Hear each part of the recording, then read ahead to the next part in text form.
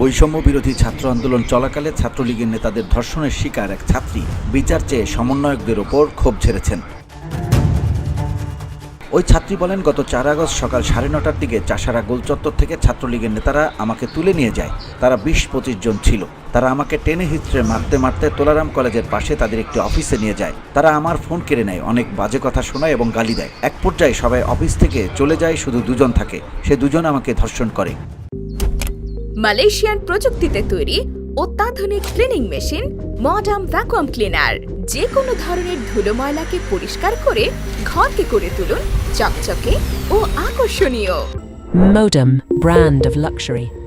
শনিবার শিল্পকলা একাডেমির জাতীয় চিত্রশালা মিলনায়তনে জুলাই অভ্যুত্থানে নারীদের সম্মুখ ভূমিকা নিয়ে ছবি ও তথ্যচিত্রের আর্কাইভ প্রদর্শনী অনুষ্ঠানে এসব কথা বলেন আন্দোলনে অংশ নেওয়া ওই ছাত্রী। তার দাবি, এই ঘটনা সমন্বয়ক থেকে শুরু করে বৈষম্য বিরোধী ছাত্র আন্দোলনের প্রায় সবাই জানত। অনেকের দ্বারে দ্বারে ঘুরেও বিচার মেলেনি, কেউ গুরুত্ব সহকারে দেখেনি বিষয়টি। যে 2 লোক ধর্ষণ করেছে তারা এখনো ঘুরে বেড়াচ্ছে, তাদের কোনো শাস্তি হয়নি। তিনি অভিযোগ করেন, আমি যখন সমন্বয়ক উমামা ফাতেমা আপুকে বিষয়টি জানাই, তিনি বলেন, তোমার সাথে অনেক খারাপ হয়েছে। তারপরে বিষয়টা ক্লোজ করে দেন। আমি যখন বিষয়টি সমন্বয়ক নুসরাত তাবাসসুম আপুকে জানাই, তিনি বলেন, তুই আমাকে হোয়াটসঅ্যাপে নক দিস। পরে তাকে নক দিলে তিনি মেসেজ সিন করেননি। অভিযোগ ওই ছাত্র। তার দাবি, সার্জিস প্রথম থেকে বিষয়টি জানতেন। প্রশাসনের সঙ্গে কথা বলে তাদের শাস্তির আওতায় আনারও আশ্বাস দেন, কিন্তু কিছুই করেননি। ওই শিক্ষার্থী জানান, নভেম্বরের 10 তারিখে তিনি আন্তঃসত্ত্বা হওয়ার বিষয়টি জানতে পারেন। 31 ডিসেম্বর তার গর্ভপাত হয়। এদিকে সমন্বয়ক নুসরাত তাবাসসুম এক ফেসবুক স্ট্যাটাসে লিখেছেন, ওই ছাত্রীকে সব রকম সাহায্য দিতে চাওয়া হয়েছিল। তার পরিবারের সঙ্গে কথা বলে তার সুচিকিৎসা, নারায়ণগঞ্জের ঘটনাস্থল তদন্ত, মামলা সবকিছুর কথা বলা হয়েছিল, কিন্তু সে চেয়েছিল অন্য কিছু। কিন্তু তার অনুমতি ব্যতি রেখে আমি সেটা প্রকাশ করতে পারছি না।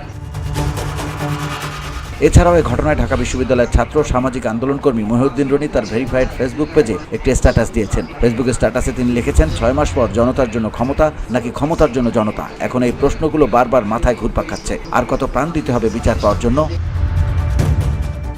মহিউদ্দিন রনি আরও লিখেছেন, রাজনৈতিক দলগুলো ডক্টর ইউনূসের সঙ্গে বৈঠকে বসে বিচারের দাবি না তুলে কি নিয়ে আলাপ করে? দলগুলোর প্রতিনিধিরা মাইকের সামনে যে বলে জনতা নির্বাচন চায়, নির্বাচন চায়, কেউ কি বলে না জনতা শহীদ গাজীদের জন্য বিচার চায়? এই বোনের ধর্ষকদের বিচার কেউ দাবি করছে না। VOD Bangla news desk.